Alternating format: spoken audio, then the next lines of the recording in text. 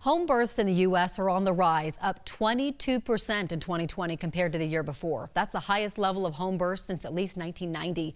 In today's It Takes a Village, a local mom shares her experience and advice for any moms thinking about delivering at home. George, you want to play Uno?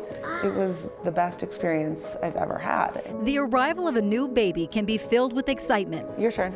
But the months prior can be filled with labor anxiety. I think being my first, there was like a lot of fear. Jennifer Akala's first labor with Emma was traumatic. Intervention after intervention, eventually getting the epidural, and then having I had a lingering numbness on the right side of my leg for almost a year. So just, those things led me to the other options. Like a birthing center, unmedicated. That's what she chose for her second girl, Ava, and said that was it for her. And I remember saying to my husband that if we were to have another one, that I would want to deliver at home. And he was like, all right. So we did for the next two. Isla, their third, was born at home.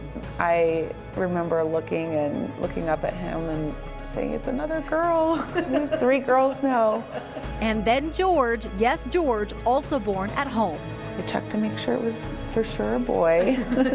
With family, including his sisters, there as he took his first breath. Ava would hold my hand and they'd rub my back. Jennifer loved her experience with her home births and knows it's not for everyone. There's a lot of stereotypes and stigma behind a home birth, and I would say my biggest advice is do your research. Labor and delivery fear is real, but Jen says it's what you do with that fear that can make a world of a difference in your birthing experience. And I think fear can be really powerful, but when you can let that fear go, it's even more powerful. And it's amazing what you're capable of doing when you let that go. She is amazing. So I talked to Barb Slocum, who is a midwife at Lone Tree OBGYN. She says they are seeing a rise in home births. First, it was because of the pandemic. She says, quote, due to fear of delivering alone, fear of being separated from the baby, and fear of the unknown.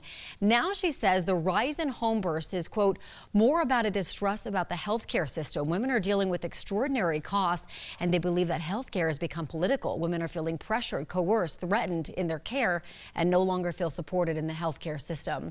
Barbara also says women seeking home birth need to be very honest with the midwife about previous pregnancies and delivery history. Home birth is for low-risk moms, very low-risk moms, and a lot of questions need to be asked of the midwife prior to deciding if you're a good candidate. We'll be putting more information about that on our website at 9news.com.